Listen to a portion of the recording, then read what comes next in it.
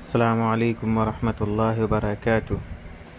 سبق number 2، lesson number 2، عربی grammar کسے کہتے ہیں؟ عربی گرامر میں دو چیزیں ہوتی ہیں، نحو اور صرف۔ اگر ہمیں نحو اور صرف نہیں آئے گی تو ہم مکمل طور پر عربی بولنا اور لکھنا نہیں سیکھ پائیں گے، اور ہم چند جملے تو بنانا سیکھ جائیں گے لیکن مکمل عربی بنانا ہمیں نہیں آئے گی۔ نحو کے بارے میں کہہ رہے ہیں کہ یہ ایک ایسا فن ہے جس میں ہم یہ سیکھتے ہیں کہ کس کلمے پر زبر لگانا ہے، کس کلمے پر زیر اور کس کلمے پر پیش۔ اور ایک بڑے جملے کی جب عربی بناتے ہیں تو پہلے کون سا کلمہ لکھنا ہوتا ہے، اس کے بعد کون سا، پھر کون سا، یہ چیز ہم نحو سے سیکھتے ہیں۔ جیسے زید نے کھایا تو زید کو جب عربی میں لکھیں گے تو پہلے لکھیں گے یا بعد میں، اور اس پر کون سی حرکت لگائیں گے۔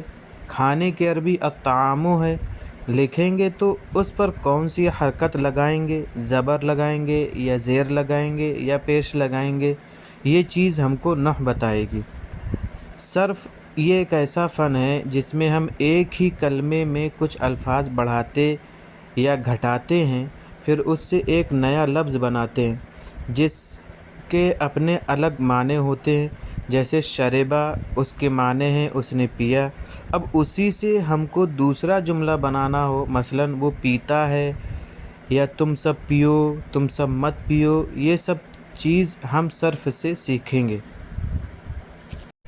اگر ہم صرف نہیں سیکھیں گے تو ہمیں یہی نہیں پتہ چلے گا کہ ہمیں کس وقت میں کون سا فعل لا کر استعمال کرنا ہے، کون سا ہمیں ورب استعمال کرنا ہے، یہ ہمیں پتہ ہی نہیں چلے گا کہ ورب ہمیں پریزنٹ کا استعمال کرنا ہے یا فیوچر کا کرنا ہے یا پاسٹ کا کرنا ہے یا انڈیفینٹ ہے، پرفیکٹ ہے، ہمیں کون سا، جب تک ہم صرف نہیں سیکھیں گے ہمیں پتہ ہی نہیں چلے گا۔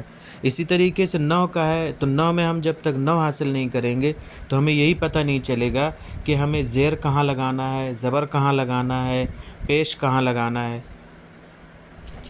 نحو کی کچھ بنیادی اصطلاحیں ہیں، عربی گرامر کی کچھ بنیادی اصطلاحیں ہیں۔ جیسے زبر، زیر اور پیش کو کیا کہتے ہیں؟ تو زبر، زیر اور پیش کو حرکت کہتے ہیں۔ اب متحرک کس کو کہتے ہیں؟ جس حرف پر زبر یا زیر یا پیش ہو اس کو متحرک کہتے ہیں۔ فتحہ و نصب کیا ہے؟ زبر کے دو نام اور ہیں جس کو فتحہ اور نصب کہتے ہیں۔ زیر کے بھی دو نام ہیں، جر اور کسرہ۔ پیش کے بھی دو نام ہیں، رفع اور ضمہ۔ سکون کا بھی ایک نام اور ہے، جزم۔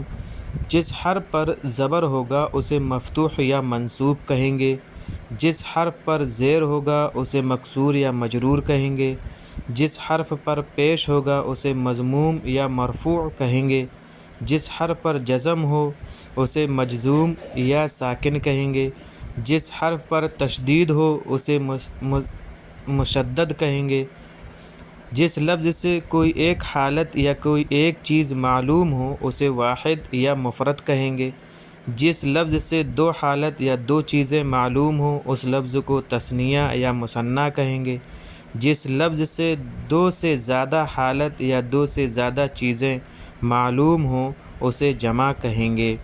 یہ بنیادی اصطلاحیں ہیں جو عربی گرامر کی ہیں، اور ان کا ہمیں جاننا بہت ضروری ہے کہ کہاں مفرد ہوگا تو کہاں مفتوح کہیں گے، تو کہاں ضمہ ہوگا، کس چیز کو ضمہ کہیں گے، یہ چیزیں ہمیں جاننا بہت ضروری ہے، اور انشاءاللہ ہم یہ آہستہ آہستہ استعمال کے ان کے طریقے بتائیں گے۔